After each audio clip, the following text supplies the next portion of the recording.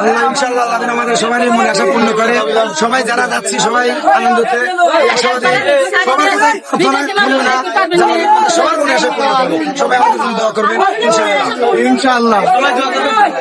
ইনশাআল্লাহ ডোলের তালে তালে জয় ছিনিয়ে আনবে চরগোবিন্দপুর এক প্রেসের মাঝি মাল্লারা। এই আশায় আমরা ব্যাখ্য করি, জয় ছিনিয়ে আনতেই হবে, চরগোবিন্দপুরবাসীর মনের আশা পূরণ করতেই হবে। সেই উপলক্ষেই ঢোল ঢাকুর বাজিয়ে এখন রওনা দিচ্ছেন আজকে সেই শাহজাদপুরে নৌকাবাইদের উদ্দেশ্যে।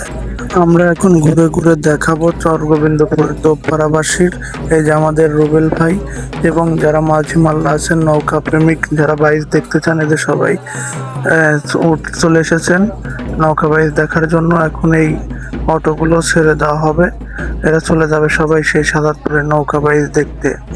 আজকে যে চরগোবিন্দপুর একতা এক্সপ্রেসের নৌকা বাইচ, সবাই দোয়া করবেন একতা এক্সপ্রেস নৌকা বাইচে যেন আজকে জয়ী হয়ে আসতে পারেন একতা এক্সপ্রেস।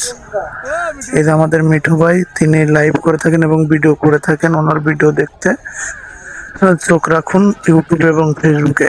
আমরা ঘুরে ঘুরে সবাইকে দেখানোর চেষ্টা করব এবং শেষ পর্যন্ত আমাদের পাশে থাকুন, সম্পূর্ণ ভিডিওটা দেখুন এবং চরগোবিন্দপুর একতা এক্সপ্রেসের মাঝি মাল্লা ভাইদেরকেও দেখুন এবং সবাই দোয়া করবেন।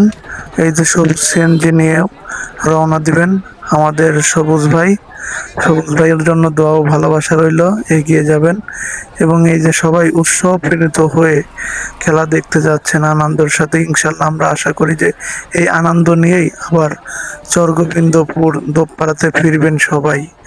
আমরা দেখানোর চেষ্টা করছি, মা বোনেরা সবাই এসেছেন, কিন্তু মা বোনদের ওইদিকে আমরা ভিডিও ধরে নিয়ে আমরা এক ভাইয়ের কথা শুনবো। আল্লাহ ইনশাআল্লাহ আল্লাহ যেন আমাদের সবারই মনে আশা পূর্ণ করে।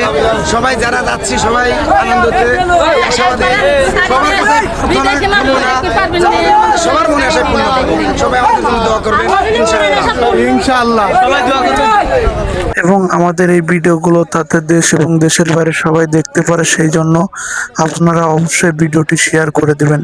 এই যে এই অটোতে দেখতে পাচ্ছেন সবাই মাঝি মাল্লা, এরা অনেকে আহত হয়েছেন, তারপরেও জয় ছিনিয়ে আনার জন্য তারা আহত হওয়ার পরেও গায়ে শরীরে ব্যথা, সেই ব্যথা নিয়েও মনের কষ্ট নিয়ে এদের কিছু ভাই মাঝি মাল্লা এখনো হাসপাতালে ভর্তি আছেন। আমাদের রশিদ ভাই, তার জন্য দোয়া করবেন সবাই।